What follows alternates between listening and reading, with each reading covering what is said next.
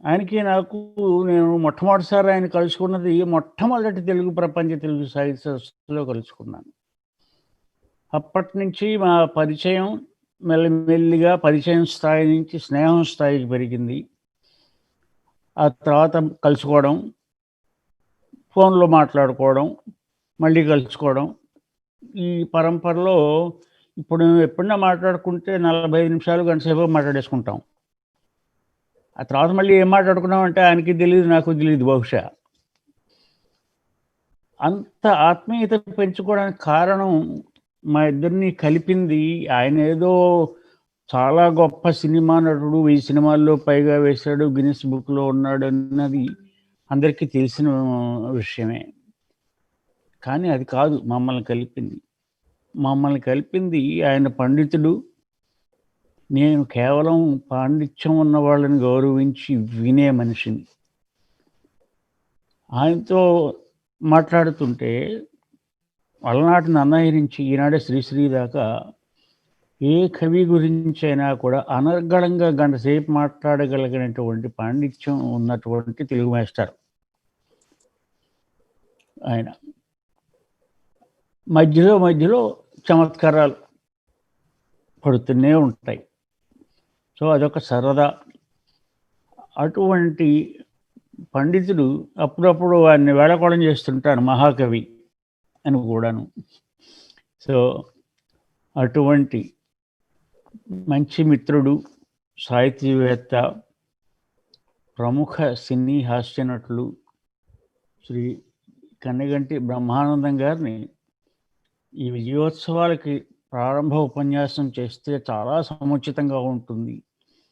కాబట్టి ఆయన్ని సాదరంగా ప్రపంచవ్యాప్తంగా ఉన్న వీక్షిస్తున్నటువంటి వేల కొద్దీ తెలుగువారి తరఫున, తెలుగు భాషా సాహిత్యాల మీద అభిమానం ఉన్నవారి తరఫున, ఆయన శతకోటి అభిమానుల తరఫున శ్రీ బ్రహ్మానందం గారిని ఆహ్వానిస్తున్నాను. అయ్యా, వేదిక మీది. నమస్కారం.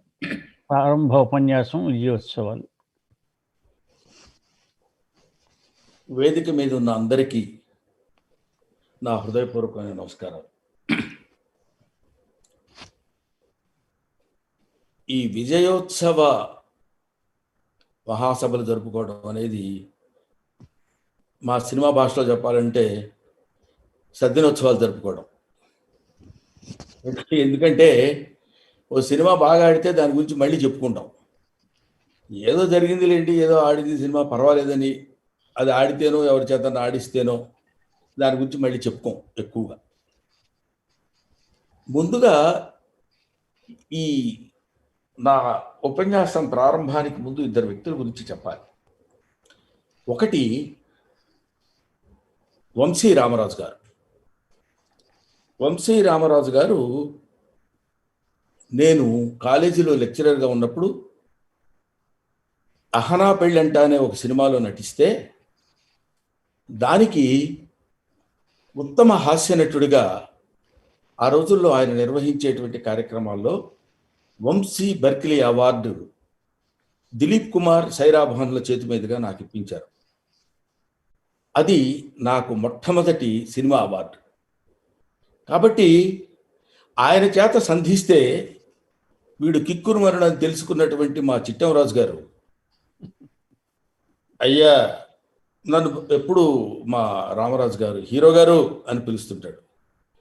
సర్లేండి, ఆయన పిలుస్తుంటాం వాడు పక్కన పెట్టండి, మళ్ళీ కూడా హీరో అనేవాడు ఎవడు ఉంటాడు చెప్పండి. ఏదో అన్నాళ్లే మనం కూడా అడ్జస్ట్ అయిపోదాం. చెప్పండి సార్ అంటాను నేను. హీరో గారు అన్నప్పుడు ఏంటి సార్ నేను హీరో ఏమిటి అనాలిగా, యాక్సెప్ట్ చేసేస్తే పోతుంది, పెద్ద నష్టమే ఉంది అని ఆయనకి నాకున్నటువంటి పరిచయం అలాంటిది. ఆ తర్వాత చిట్టంరాజు గారి గురించి చెప్పాలి. సాహిత్యం అంటేనే వినే రోజులు కాదు, వినే రోజులు కాదులేండి, వినిపించే రోజులు కాదు. ఎందుకంటే ఎంతసేపటికి మన ప్రతిభ, మన గొప్పతనం, మన పద్యాలు, మన కావ్యం, మన గొప్పతనాలు చెప్పుకునే రోజుల్లో ఎవరు వింటారండి? ఎంతసేపటికి మనం నిజంగా గొప్పడమైనా వినరు. గాంధీ గారి గురించి 10 నిమిషాలు చెప్తేనే వినరు. అటువంటిది నేను సాహిత్యంలో 5 పద్యాలు చూడేటప్పుడు అద్భుతంగా చదువుతానంటే ఎవరికి అర్థం అవుతుంది? ఎందుకు వినాలి? First point. దాన్ని, ఆ సాహిత్యపు వ్యవసాయాన్ని 45 సంవత్సరాలుగా సుదీర్ఘమైన ప్రయాణం చేస్తూ ఆ హ్యూస్టన్లో ఉండి ఆ అంగుష్టమాత్రుడు ఆకాశాన్ని అంతటినీ వ్యాపించినటువంటి చిట్టెమరాజు గారికి ముందు నమస్కారాలు చేయాలి. ఎక్కడో ఏదో మనకెందుకు ఆశ్చర్యం జరిగింది, దానికి ఏమిట్లో జరిగిందని వయస్సు పైబడ్డే కొద్ది ఆయనలో ఒక అద్భుతమైనటువంటి చిన్నతనపు చిలిపి చేష్టలు. పాప ఆయనకు బిరుదు ఇచ్చారు, ఇది తెనాలి రామకృష్ణుడు ఆఫ్ యుఎస్ఆ ఏదో అట్లాగా, అదేదో నాకు సరిగ్గా తెలియదు, మన రామరాజు గారు చెప్పారు. ఏమైనా దానికి ఆయన అర్హుడు. ఇందాక చూడండి, గంటసేపు మాట్లాడుకుంటాం ఇద్దరం, ఆ తర్వాత ఆయన ఏం మాట్లాడాడు నాకు తెలియదు, నేనేం మాట్లాడానో ఆయనకి తెలియదు అండి. అని అంటే గాలిలో మాట్లాడుకుంటాం కదండి, అందువల్ల అది గాలిలోనే కలిసిపోతుందని నా అభిప్రాయం. అందువల్ల అలా చమత్కరించాడేమో నేను సర్దుకున్నా, లేకపోతే నేను మాట్లాడింది ఏంటో నాకు గుర్తుంటుంది, అది వేరే సంగతి. సరే, ఇప్పుడు పాయింట్కి వద్దాం. సాహిత్యం ఇది 3 భాగాలుగా ఉంటుందండి. ఒకటి ఏంటంటే సాహిత్యం తెలిసిన వాళ్ళకి సాహిత్యోపన్యాసం. సాహిత్యం ఎందుకు తెలుసుకోవాలి, అసలు సాహిత్యం అంటే ఏమిటి, ఎందుకు ఈ సభలు పెడుతున్నారు, వీళ్ళకి పని పాట లేదా, ఇళ్లల్లో వీళ్ళకేమీ ఎవరో చూసేవాళ్ళు ఉండరా, ఎందుకు ఈ పద్యాలు చదువుకోవడం, ఎందుకు ఈ సభలు నిర్వహించడం అనేటువంటి batch second batch. Third batch 60 దాటి, ఆహా ఎంత అద్భుతంగా చెప్పాడండి మహానుభావుడు, ఎంత సమన్వయం, ఎంత అద్భుతమైనటువంటి ప్రయోగం అని ఆశ్చర్యపోయే బ్యాచ్ ఒకటి. ఇప్పుడు ఈ ప్రపంచ తెలుగు మహాసభలు మనం జరుపుకునేటువంటి విషయంలో నేను 2-3 ప్రపంచ తెలుగు మహాసభలకు వెళ్ళాను. ఆ ప్రపంచ తెలుగు మహాసభలు అంటారు కానీ ఏదో ఆ పెద్ద పదం కదండి, అదేదో ప్రపంచ తెలుగు మహాసభ, అమ్మాయి బాబోయ్ అంటే ఇన్ని దేశాల నుంచి ఎవరెవరు ఏ విధంగా వస్తారో అని నేను ఎక్స్పెక్ట్ చేసేవాడిని. 1-2 చోట్లకి వెళ్ళేసరికి మామూలు మన బ్యాచే, సంతలు మారుతాయి కానీ గేదెలు ఇవే. కాబట్టి అటువంటి స్థితిలో ఏమిటి ఈ ప్రపంచ తెలుగు మహాసభ యొక్క ముఖ్యోద్దేశము అంటే తెలుగు భాష మీద మనకు అభిమానం కలిగే విధంగా చేయడం, తెలుగు భాష మీద మనకి ఒక పట్టు ఏర్పడే విధంగా చేయటం, ముందు మనం నేర్చుకుని దాన్ని ఎదుటి వాడికి ఏ విధంగా చెప్తే అర్థమవుతుందో అనేటువంటి విషయాన్ని ముందు మనం అధ్యయనం చేసి, బీఈడీ టీచర్స్ ఉంటారు చూడండి, ముందు వాళ్ళు ట్రైనింగ్ తీసుకుని వస్తారు. అలా వచ్చి తెలుగు భాష ఇది, తెలుగు భాష గొప్పతనం ఇది, తెలుగు భాష యొక్క సౌందర్యం ఇది, తెలుగు భాషలో ఉన్న విరుపు ఇది, తెలుగు భాషలో ఉన్నటువంటి వివిధ రకాలైనటువంటి సాహిత్య ప్రక్రియలు ఇవి అని వాళ్ళకి చెప్పడానికి ముందు చిన్న ప్రిపరేషన్, ఒక చిన్న గ్రౌండ్ కావాలి. అది ఉన్నప్పుడే వాడు వింటాడు. పొద్దున్న లేస్తే ఎన్ని మార్కులు వచ్చాయని ఆయన కొడుకుని అడిగితే 98 వచ్చిందని వాడంటే ఆ 2కి ఎందుకు తగ్గాయనే రోజులు ఇవాళ. నువ్వు తెలుగు పుస్తకం తీసుకుని తెలుగు కవిత్వాన్ని, తెలుగు కవిత్వంలో ఉన్నటువంటి గొప్పతనాన్ని, అందులో ఉన్నటువంటి విరుపుని, పద్యాన్ని, యతి, ప్రాస, ఇవన్నీ వాడు ఎక్కడ నేర్చుకుంటాడు పాపం. అందుకని పెద్ద పెద్ద చిన్న అప్పుడే పుట్టిన బిడ్డకి ఆవకాయ పచ్చడి వేసి పెట్టాం కదండి, వాడికి కావాల్సింది ఏదో వాడికి తినిపించి ఆ తర్వాత రుచి మరిగించిన తర్వాత మనమేం చెప్పక్కర్లా, శ్రీశ్రీ స్పెషల్ తెలుగు చదువుకున్నవాడేం కాదు, అద్భుతమైనటువంటి కవిత్వాన్ని చెప్పినటువంటి మహానుభావుడు ఆయన, మీ అందరికీ తెలిసిన విషయం.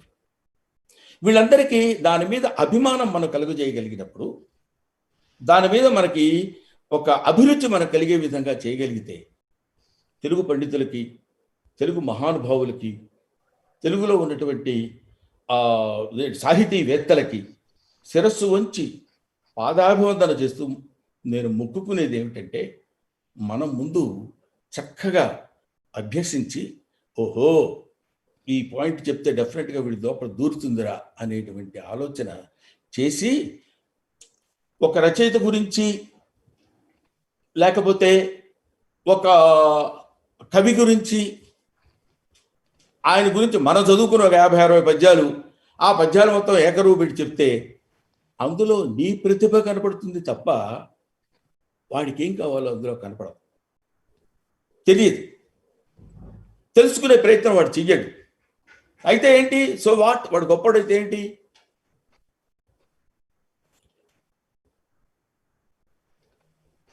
అనేటువంటి స్థితి వాడికి కలగనివ్వకూడదు. ముఖ్యంగా వాళ్ళని దృష్టిలో పెట్టుకుని మనం చెప్పాలి.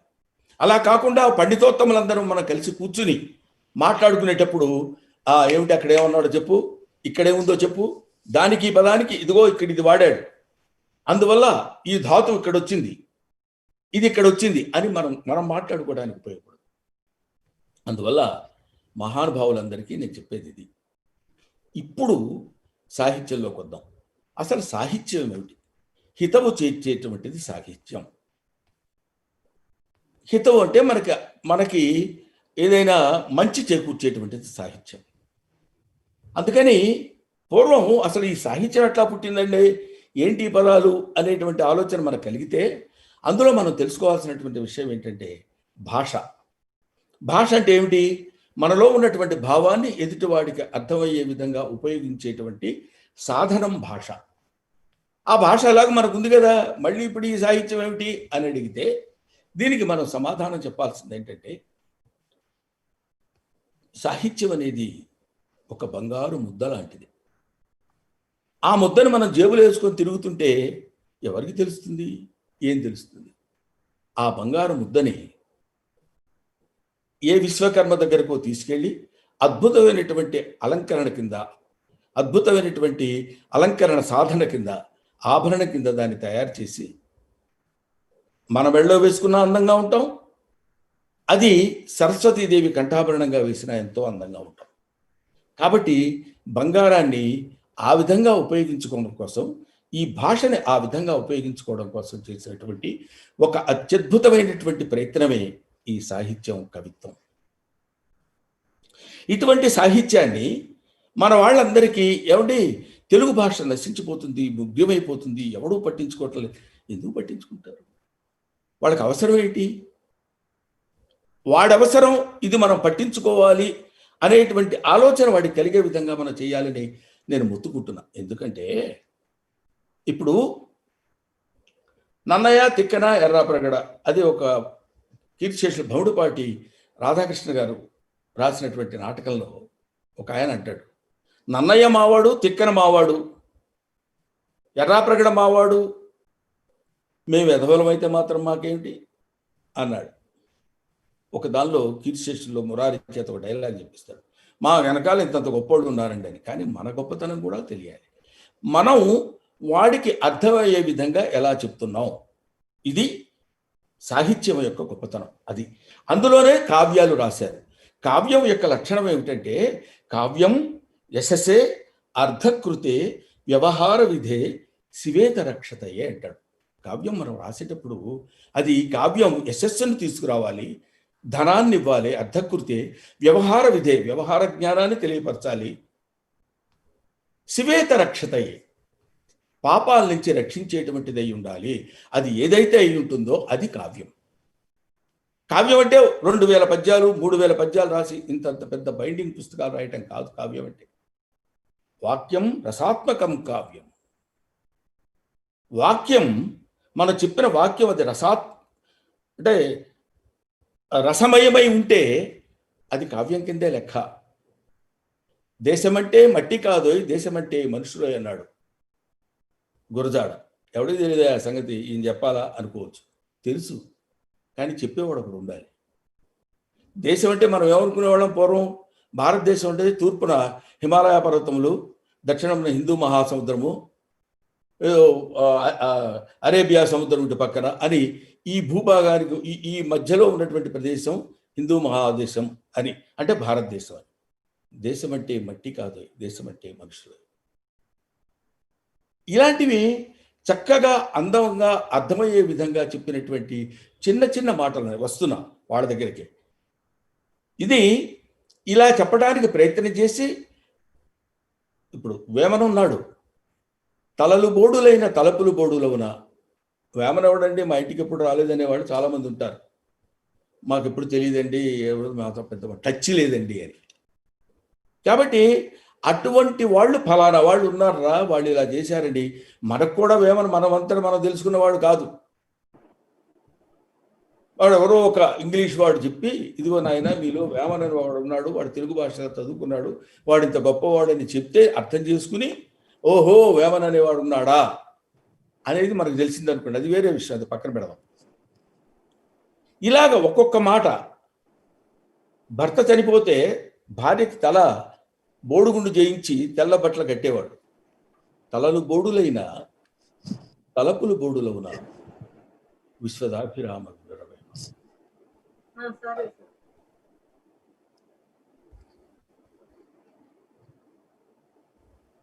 వినిపిస్తుందండి? వినిపిస్తుంది.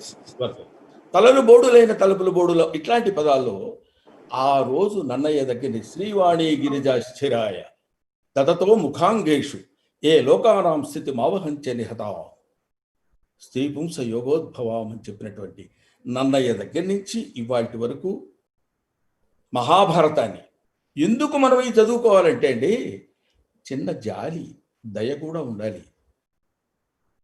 అంటే నా యువమిత్రులందరికీ చెప్పేది ఏంటంటే, నేను ముఖ్యంగా మనవి చేసేది ఏంటంటే,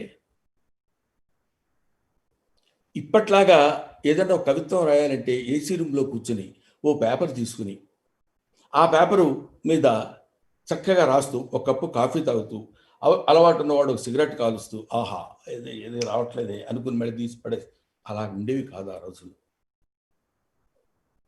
ఒక ఆముదపు దీపాన్ని దగ్గర పెట్టుకుని ఒక చిన్న ప్రమిద, ఆ ప్రమిదని చిన్న ఇసుక దాని మీద పెట్టుకుని దానిలో వచ్చే కాంతి మీద తాటాకులు తెచ్చుకుని, తాటాకులు సక్రమైన పద్ధతిలో వాటిని కత్తిరించి ఉడికించి గంటంతో గుచ్చినప్పుడు అవేమీ చెడిపోకుండా ఉండే విధంగా దాన్ని తయారు చేసుకుని కొన్ని కట్టలు తయారు చేసి ఒక్కొక్క పద్యానికి ఇప్పట్లాగా చెరిపోతే చెరిపోవడానికి వీల్లేని పరిస్థితుల్లో ఒక్కొక్క పద్యాన్ని తల్లి నేను తలంచి పుస్తకము చేతన్భూని తిని నీవు నా ఇల్లంబందున నిలిచి సుశబ్దంబుల్ శోభిల్లంబల్కు నాదు వాక్కునను సంప్రీతి జగన్మోహిని పుల్లాభ్యాక్షి సరస్వతి భగవతి భారతి పూర్ణేందు బింబాన అని చెప్పినటువంటి ఆ పద్యం రాయటానికి ఎంత సమయం తీసుకుని ఉంటాడో చూడండి పాపం, ఒక్క పద్యం రాయటానికి. అలాంటిది కొన్ని లక్షల పద్యాలు రచించి కట్టలు కట్టి వాటిని తీసుకొచ్చి మనకి ఈ జాతికి అంకితం చేసినటువంటి మహనీయులందరికీ ప్రాతకాల స్మరణీయులు వాళ్ళందరికీ శిరస్సు వంచి పాదాభివందన చేసుకుని వాళ్ళ గురించి 2 ముక్కలు మనం తెలుసుకుంటే తప్పే ఉందండి. వాళ్ళ మనసులు ఎంత ఆనందిస్తాయి, క్షోభపడే వాళ్ళ ఆత్మలు ఎంత ఆనందపడతాయి. ఎటువంటి మహాకవుల్ని కన్నది భారతదేశం, ఎటువంటి మహాకవులు కన్నది మన తెలుగుదేశం. ఏవి తల్లి నిరుడు కురిసిన హిమ సమూహములని శ్రీశ్రీ బాధపడాల్సిన అవసరం ఉండేది కాదే. కనిపించదే నేడు కాకతీయ ప్రాజ్య సామ్రాజ్య జాతీయ జయపతాక అని విలపించవలసిన అవసరం జంజాల పాపయ్య శాస్త్రి గారికి ఉండేది కాదే. తిరిగి ఒక్క మారు దిద్దుకోవమ్మని తెలుగు బిడ్డలా అంటాడు పాపం. ఇటువంటి మహనీయులు ఎంతోమంది. బొమ్మెర పోతన, నాకు తెలిసిన బొమ్మెర పోతన, ఆయన చిట్టవరాజు గారు నన్ను మొట్టమొదట ఈ సభకు ఆహ్వానిస్తూ పిలిచినప్పుడే అన్నాడు, మీకు బొమ్మెర పోతన చెప్తే పూనకం వస్తుంది కదండి అని.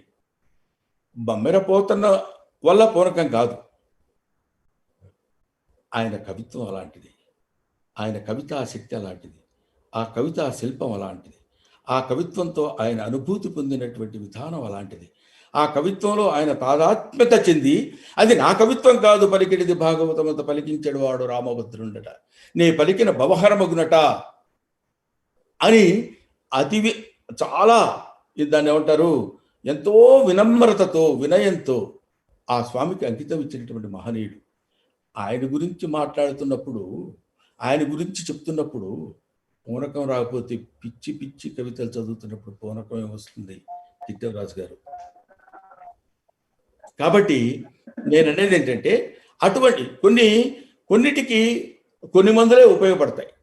సాహిత్య సభ అన్న తర్వాత పోతన స్మరణ లేని సాహిత్య సభ అది సభ కాదేమో అనిపిస్తుంది. ఎంతటి మహానుభావుడు అంటే ఆయన, నా దృష్టిలో ఒక్కసారి కాలచక్రం గిర్రున తిరిగి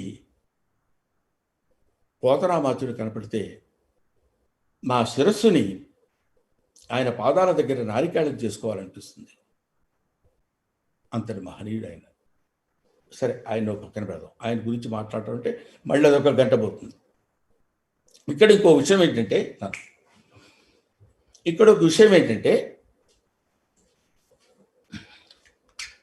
ఒక్క నిమిషం.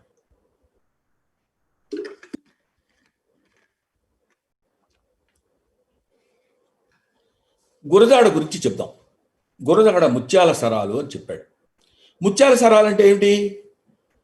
అదొక ఛందస్సు అని ఆ పుస్తకానికి పెట్టి అందులో పుత్తడి బొమ్మ పూర్ణమ్మ అని చెప్పాడు.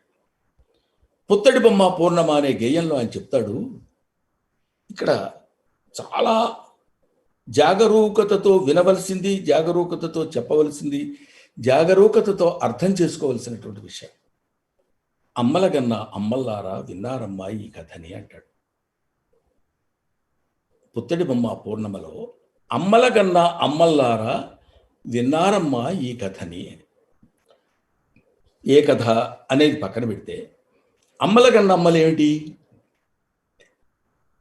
గురదాడు ఎందుకన్నాడు ఆ మాట అని మనం ఆలోచిస్తే, ఆ రోజుల్లో బాల్య వివాహాలు ఉండేవి. వాటిని ఖండించినటువంటి మహనీయుడు గురదాడ అప్పారావు గారు. అందులో దాన్ని వ్యతిరేకిస్తూ చెప్పినటువంటిది ఇది. 60 సంవత్సరాలు దాటినటువంటి వయోవృద్ధుడు, ఆ వయోవృద్ధుడికి అతకు పూర్వమే కూతుళ్ళు, ఆ కూతుడికి కూతుళ్ళు, అంటే ఈయన్ని తాతయ్య అని పిలిచేవాళ్ళు, వాళ్ళందరూ ఉంటారు. ఈవిడేం చేస్తుంది, ఇతను ఏం చేస్తాడు, వెళ్ళి ఒక అతను వస్తే, అయ్యా నాకు వివాహం చేసుకోవాలి, లేకపోతే ఏదో పుణ్యలోకాలకు వెళ్ళలేనని ఏదో ఉంటుంది కదా మనకి అని చెప్తే, ఒక 10 ఏళ్ల బాలికని తీసుకొచ్చి వివాహం చేస్తారు వాడికి. ఈ వయోవృద్ధుడు 10 ఏళ్ల బాలికని వివాహం చేసుకుని, ఆ వివాహం చేసిన తర్వాత ఆ బాలిక వీడికి భార్య, వీడి పిల్లలకి తల్లి అవుతుంది. వీడు ఆవిడ్ని తీసుకుని ఇంటికి వస్తాడు. ఇంటికి రాగానే వీడి పిల్లలు, వాడి పిల్లలు అంటే మనవాళ్ళు, వాళ్ళు కూడా వచ్చి అమ్మా అమ్మా అమ్మా అని ఈ పసి బిడ్డని వాళ్ళు సంబోధిస్తారు. అంటే ఈ పసిబిడ్డ అమ్మ అయిపోయింది. అమ్మల కన్నా అమ్మల్లారా విన్నారమ్మ ఈ కథని. ఆ అమ్మలు, వాళ్ళు ఆల్రెడీ అమ్మలు, వాళ్ళని అమ్మలుగా కన్నదీయుడే, విన్నారమ్మ ఈ కథని అని చెప్తాడు. అంటే ఏ రకమైన ప్రమేయం లేకుండా తల్లిగా మారిపోయిన పసి గుడ్డు అది. దానికి ఏం తెలుసు? తల నిండా కొబ్బరి నూనె రాసి, జడ వేసి, పూలు పెట్టి, చీర కట్టి ఆ వృద్ధుడి దగ్గరికి శోభన గదిలో పంపించినప్పుడు ఆ బిడ్డ పడేటువంటి మానసిక సంఘర్షణ తెలియదు. పాపం బిడ్డ ఏం చేయాలో తెలియదు, వాడితో ఎలా మెలగాలో తెలియదు. వాడు చేసేటువంటి వికృత చేష్టలకి ఈ బిడ్డ ఎలా ప్రవర్తించాలో తెలియదు. అదేమిటంటే భర్తమ్మ జాగ్రత్తగా అని చెప్పినట్టే విని పంపించారు. ఏం చేయాలో తెలియని ఆ పసిబిడ్డలో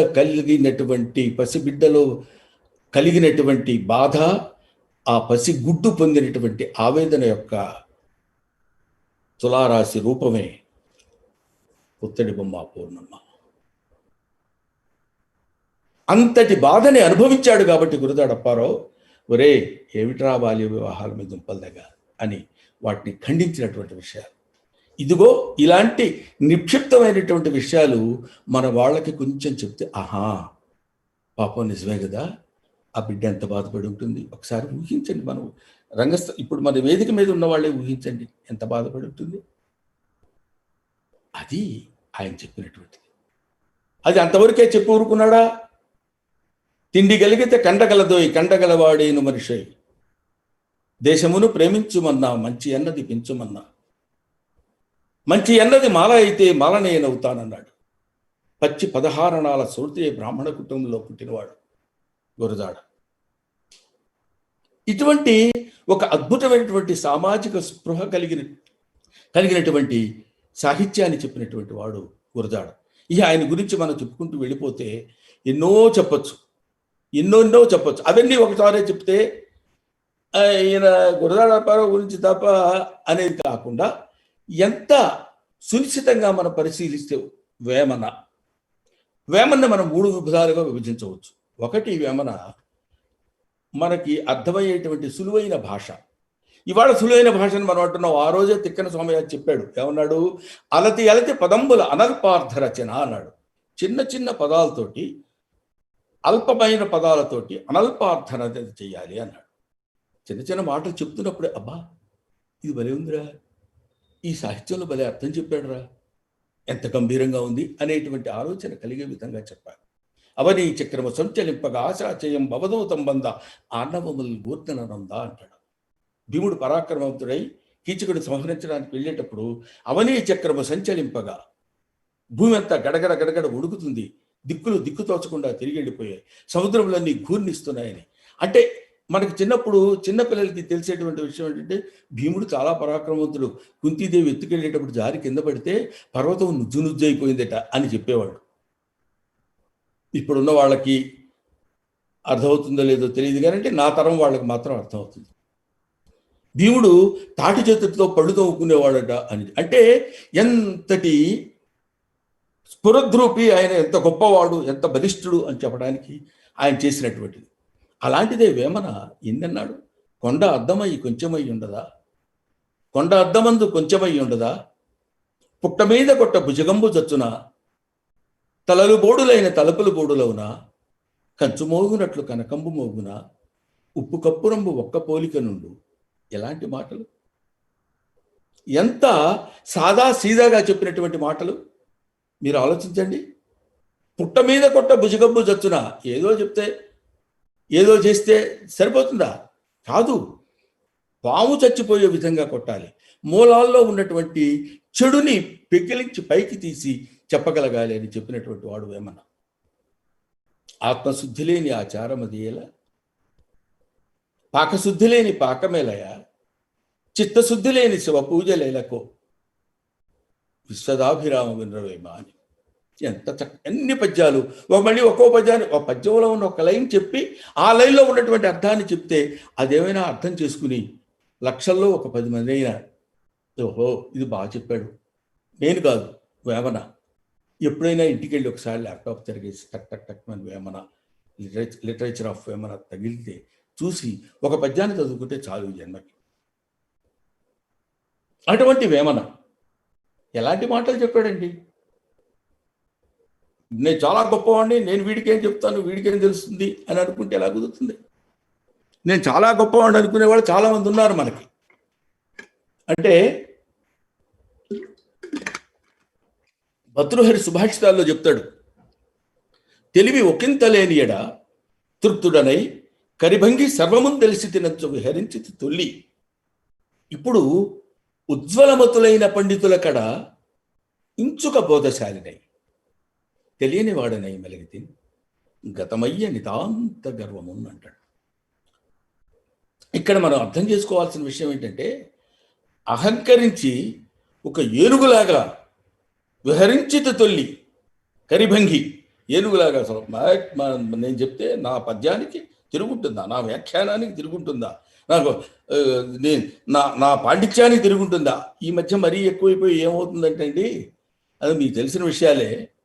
అసలు సరస్వతీదేవి మా ఇంట్లో చదువుకుందండి అనే బ్యాచ్ ఎక్కువైపోయారు. అంటే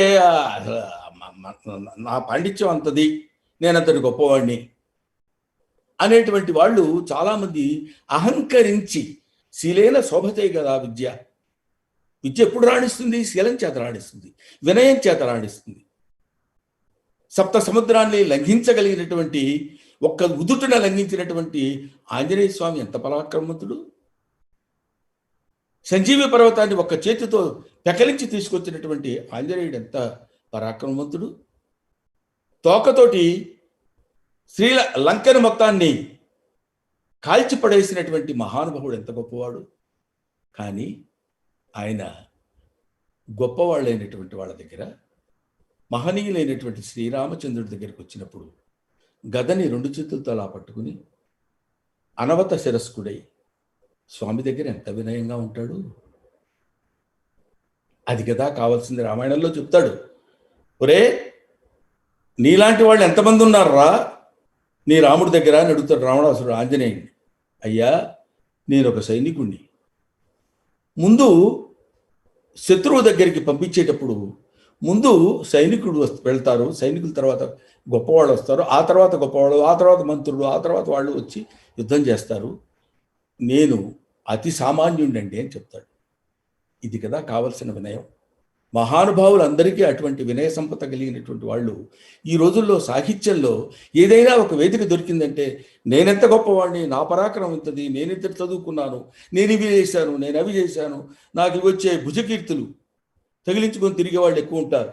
ఆ భుజకీర్తులు ఎక్కువ తగిలించుకుంటే సురేఖమూర్తి గారు వాటి వల్ల ఉపయోగం ఉండదు, భుజాలు పుళ్ళు పట్టం తప్ప.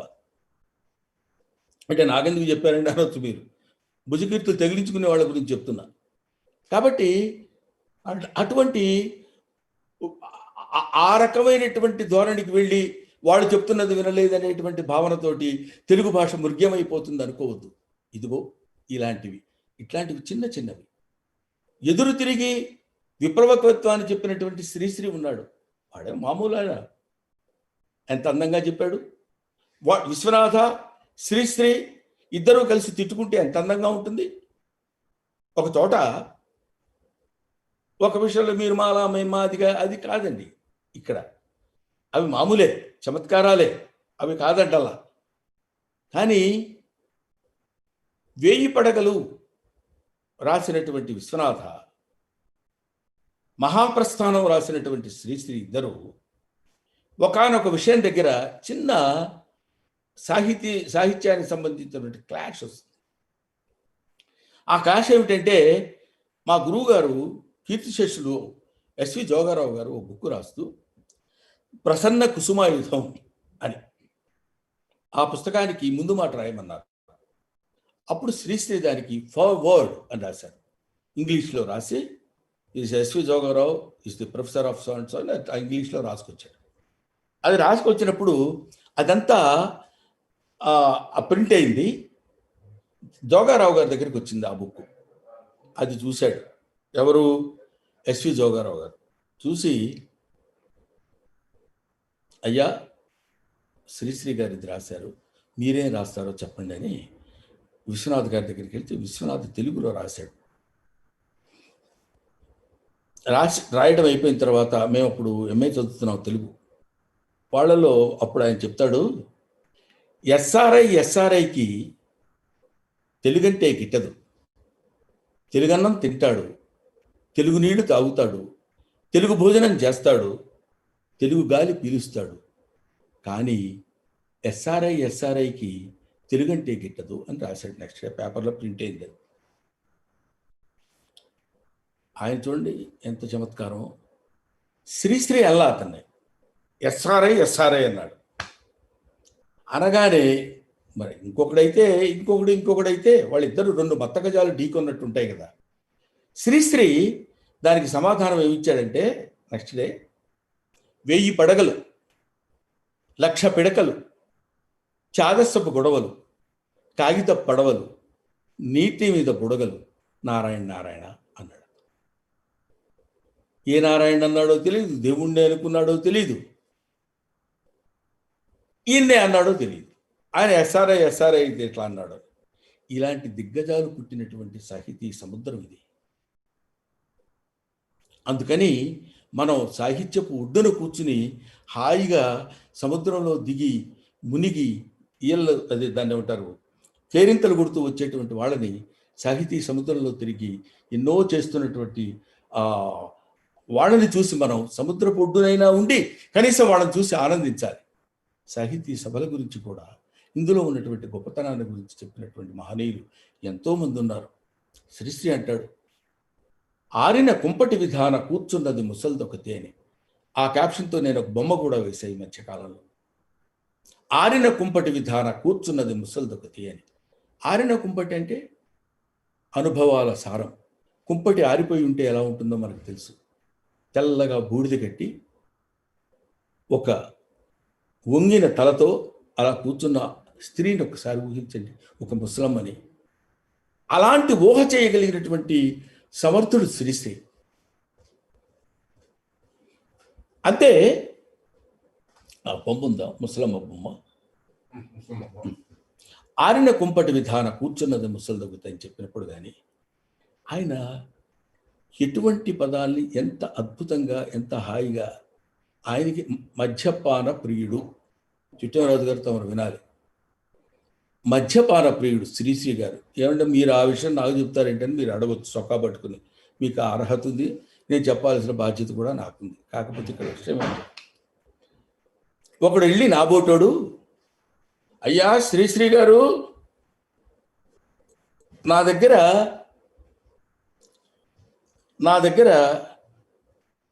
4 సీసాలు ఉన్నాయి, వాసన చూస్తారా అని అడిగాడు. చూసారండి వాడి చమత్కారం. ఎవరి దగ్గర?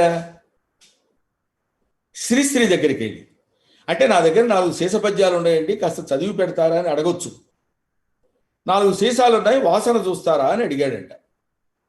ఈయనతోనా? హనుమంతుడి ముందు కుప్పిగంతులు. ఈయన అన్నట్ట దానికి, ఖాళీ సీసాలైనా సారాంశం ఏమైనా ఉందా అని.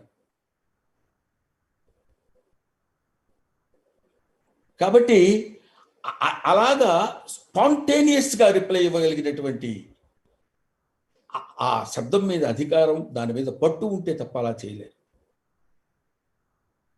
పండిత రవిశంకర్ గారు వీణ వాయిస్తూ టకటక అబ్బా ఏమి అబ్బా ఎంత అద్భుతంగా ఉందండి, ఎంత గొప్పగా ఉందండి అంటుంటే, అని శ్రీశ్రీని పక్కన కూర్చుని ఆయన, ఏం సార్ ఎంత గొప్పవాడండి ఆయన అన్నాడు.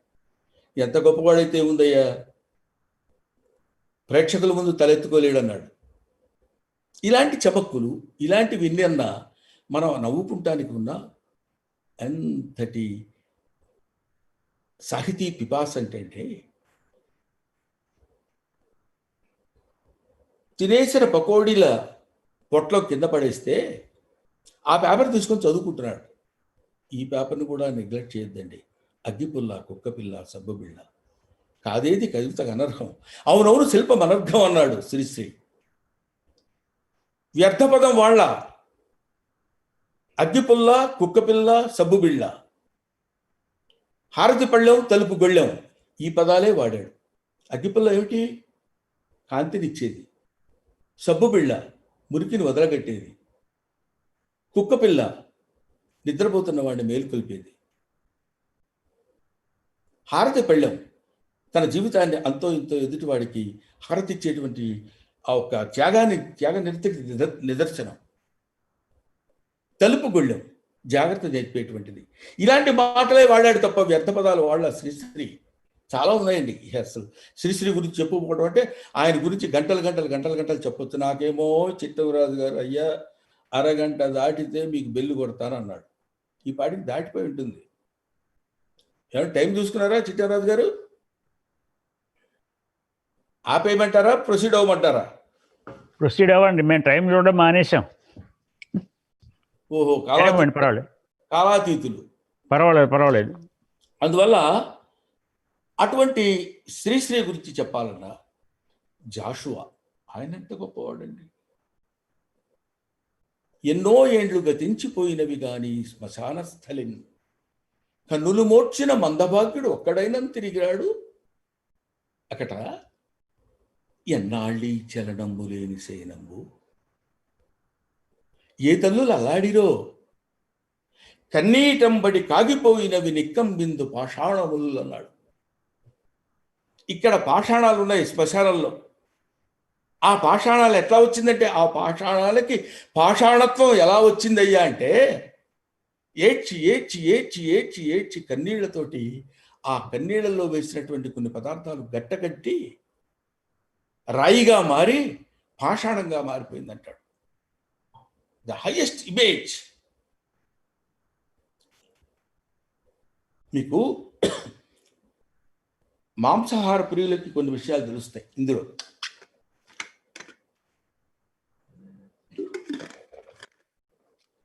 మాంసాహార ప్రియులకు తెలిసే విషయం ఏంటంటే, ఒక పొటేలు కానీ ఏదైనా అక్కడ ఉంటే దాని తలని నరికి మాంసం కింద అమ్ముతారు. ఆ పొటేలు 2 కళ్ళు తెరిచే ఉంటుంది ఎప్పుడు. ఎక్కడ ఏ మాంసపు దుకాణాల వైపు మనం చూసినా, కొనుక్కోక్కర్లా, చూసినా చాలు.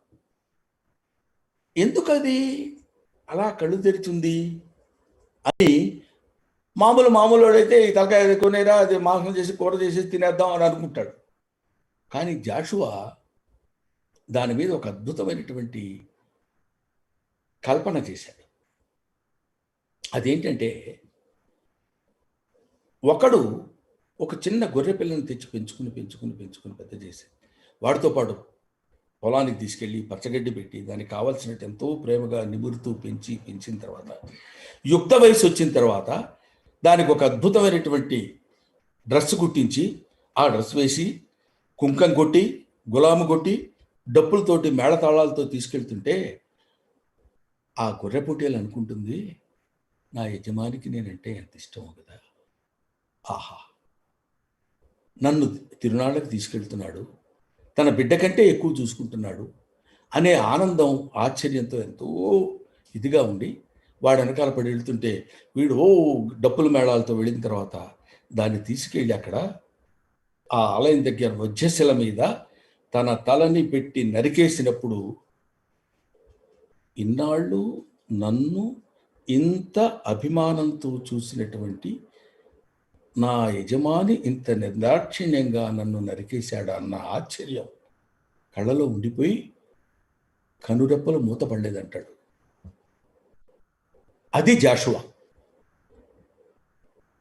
అటువంటి పద్యాలు ఎన్ని జాషువా గురించి మనం చదువుకుంటే ఎంత ఇప్పుడు జాషువా గురించి చెప్పిన ఒక మన ఆయన ఎవరు, జంధ్యాల పాపయ్య శాస్త్రి గారు, నేను ఒక పూల మొక్క కడ నిలిచి చివాలున కొమ్మ వంచి గోరానెడునంతలోన ఇరులన్నీ జాలిగా నోళ్లు విప్పి మా ప్రాణములు తీతువాయని బాబురు మన్నవి కుంగిపోతిని నా మానసానందతో తడుక్కుమన్నది పుష్ప విలాప కావ్యమని ఆయన చెప్పాడు. ఆయన రాయడం ఒక ఎత్తు అయితే ఘంటసాల వెంకటేశ్వరరావు గారు పాడినటువంటి ఆ తీరుకి ఇంకా అద్భుతమైనటువంటి వాటి యొక్క ప్రయోజనం దానికి ఆపాదించబడింది. ఇక్కడ కొన్ని మాండలికాలు ఉంటాయి. అదేమిటంటే, చివాలున కొమ్మ వంచి అంటాడు జంధ్యాల పాపయ్య శాస్త్రి. చివాలున కొమ్మ వంచడం ఏంటి? మనం చూడండి, అబ్బా చివుక్కున మాట అన్నట చాలా బాధ కలిగింది.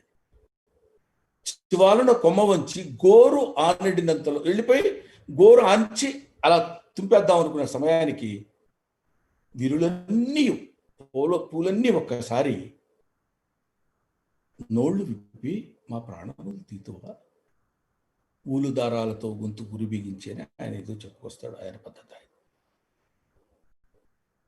అందువల్ల ఇట్లాగా భావకవిత్వం గురించి చెప్పిన, విప్లవ కవిత్వం గురించి చెప్పాలంటే శ్రీశ్రీ మనం చెప్పేదే ఉంది.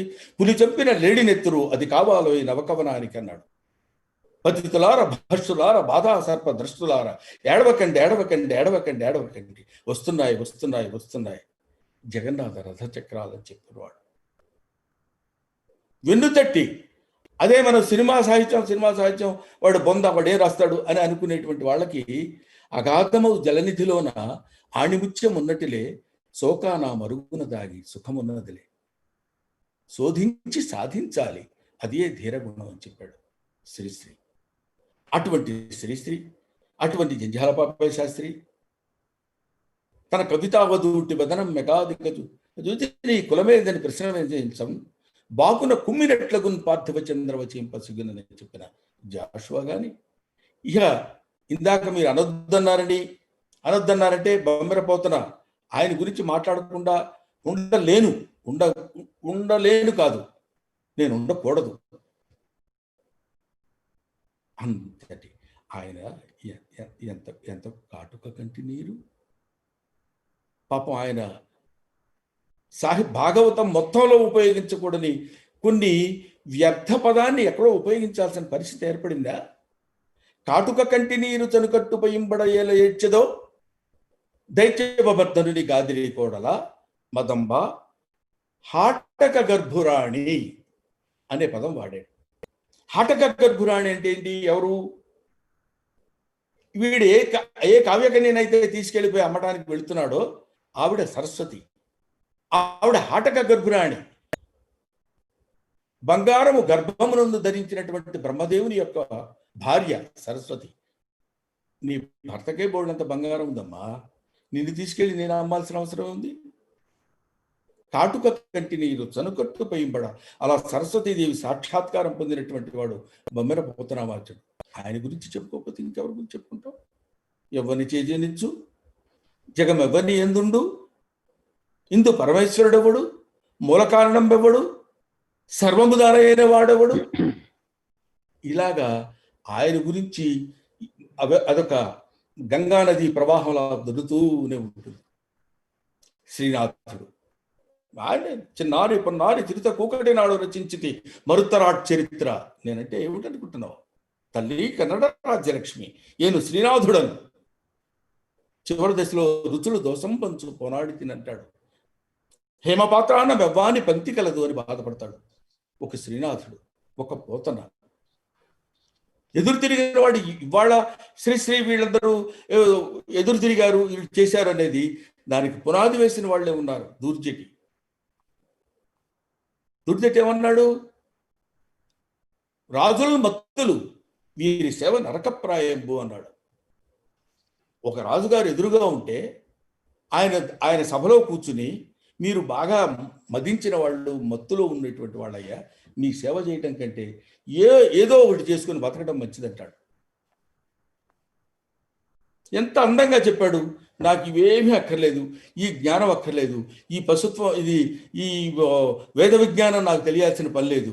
నేను ఒక సామాన్యుడిని, నాకు కూడా మోక్షాన్ని ప్రసాదించు తండ్రి. ఏ వేదము పఠించే లూత భుజగం వేశాస్త్రములు చూచన్, తానే విద్యాభ్యసనం మొదొచ్చ కవి చెంచేమంత్రం ఊహించన్. బోధావిర్భావ నిదానములు చదువులయ్యా కావు, నీ పాద సంసేవనాసక్తియే గాక జంతు తతికిన్ శ్రీకాళహస్తీశ్వర అన్నాడు. కాళహస్తీశ్వర అయ్యా 2 నిమిషాలు అయిపోయింది. కాబట్టి నేను కూడా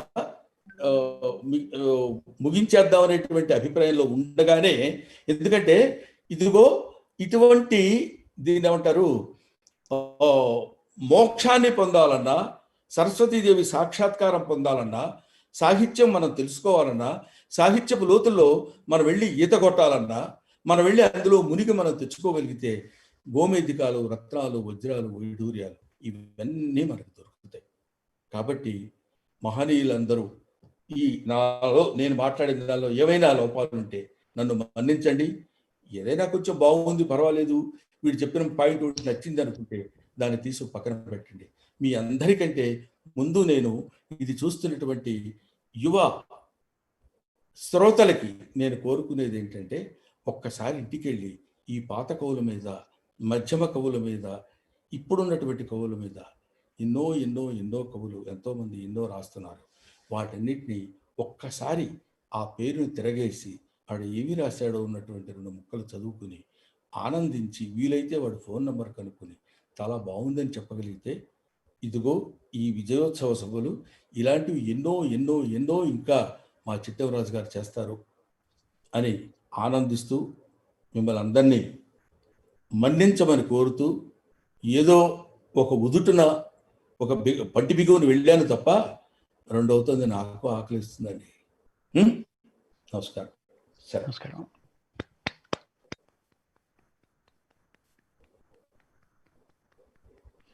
చాలా చాలా అద్భుతంగా మాట్లాడారు బ్రహ్మానందం గారు.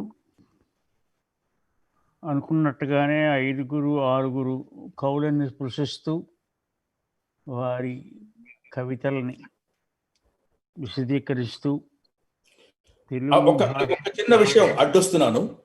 చెప్పండి. ఆరిన కుంపటి విధాన కూర్చున్నది ముసలిదొకటి అన్నాను చూడండి ఇందాక. శ్రీశ్రీ దానికి నేను వేసిన బొమ్మ మీకు చూపిద్దామని.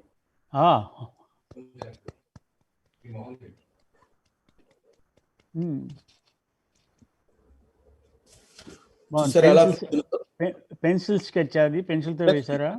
పెన్సిల్ హీరో గారు చాలా బాగా వేశారు. Thank you. కొంచెం దగ్గరికి తీసుకురాగలుగుతారు బ్రహ్మానందం గారు, కొంచెం దగ్గర, కొంచెం ఇంకొంచెం ముందు మీరు. బాగుంది సార్, చాలా బాగుంది. అదొక గూడు కట్టిన ధైర్యం. బాగుంది, చాలా బాగుంది. శ్రీశ్రీ గారి ఊహని మీరు పెన్సిల్తో వేయగలిగారు. అంటే ఆయన తోడొకరుండిన అదే భాగ్యము, ఉమ్, తోడొకరుండిన అదే. అంటే నేను శ్రీశ్రీ గారి క్యాప్షన్స్ తీసుకుని కొన్ని వాటికి తగిన విధంగా కొన్ని బొమ్మలు ఊహించి వేయడం అనేది నేను ప్రాక్టీస్ చేస్తున్నటువంటిది ఈ మధ్య కాలంలో. ఓ అలాగా. అందుకని చాలా సంతోషం. ఆరిన కుంపటి విధాన కూర్చున్నది చూడండి. ఇది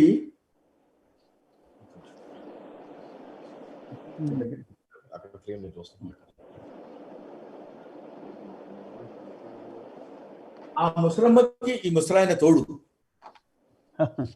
తోడొక్కరుండిన అదే భాగ్యం. అదే. ఇలాంటివి ఏవో చేసి కొన్ని చిన్న చిన్న ప్రయత్నాలు చేద్దామని అనుకుంటున్నాను. సరే, ఒక ప్రదర్శన పెట్టండి ఇవన్నీ.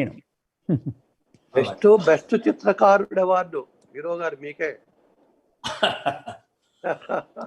మీరు ఎంతసేపటికి ఏ అవార్డు ఇవ్వాలని ఆలోచిస్తుంటారు. ఎలా దొరుకుతారా అని చూస్తున్నా, దొరికారు.